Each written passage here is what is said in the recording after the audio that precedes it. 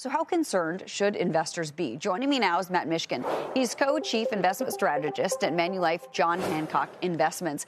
It's great to have you here. I mean, this is a really great place to start. Yesterday on the show, we talked about Palantir before they reported earnings. We didn't know what they were going to be. The analyst here said he had great expectations, but still had a hold on the stock and a lower price target because of the valuation. Do you feel like we're in dangerous territory with Palantir and some of these higher flying tech stocks? Because so much of the market, Matt, has really ridden on the coattails of these trades.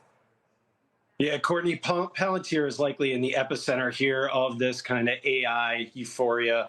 For us, we don't like companies that are trading at 100+ PE ratios. But the way that we're looking at valuations today is relative to the growth. So we use what's called the PEG ratio. So it's the PE divided by the growth rate.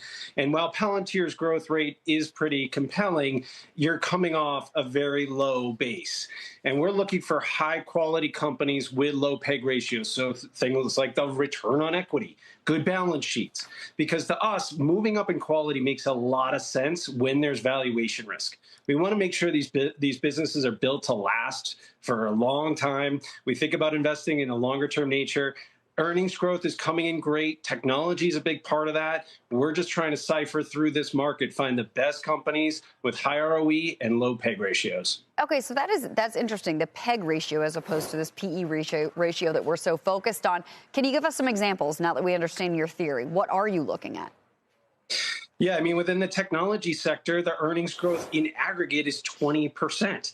So while the PE ratio is elevated, when you normalize it versus a 20% earnings growth run rate, it's pretty reasonable, frankly. Communication services is actually pretty compelling. Healthcare, and even industrials, when you look into 2026, industrial earnings have actually been really compelling in this quarter. So overall, the hardest part about this market has been keeping up with these great growth companies because of the valuations and the concentration risk. In our view, having that lens where you're normalizing the valuation to the growth rate can help you keep up with this market, but not necessarily outperform. We're actually okay keeping up with this market and not necessarily outperforming. We're trying to draft it. So being a bit behind is okay in a more heavily valued market. We're just holding on to those companies that have the best growth rate earnings potential. That is an interesting theory. I like that you gave us some examples there, too. And I'd love to talk about, obviously, the economic situation that we're dealing with right now. It's a little bit hard, obviously, to tease one out from the other when we're talking about companies versus the economy, because I think we have to sort of put them together. When we heard what the Fed had to say, or Jerome Powell at least, and sort of the discussion that we've now understood might have happened before they came up to their decision, it seems like there is some fear that the economy is slowing down.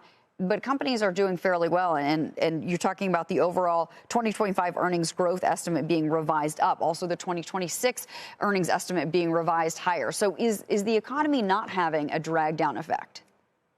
So at the end of the day, we need the U.S. consumer to spend, and the U.S. consumer needs jobs.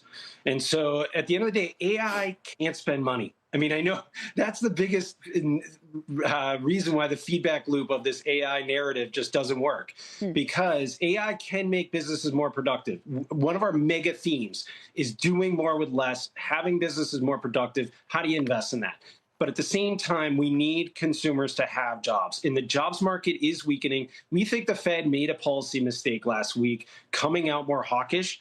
In a bit of a conspiracy theory, it may be that they're trying to be hawkish now because they believe that there's going to be a different Fed in terms of how they're going to attack their goals into 2026.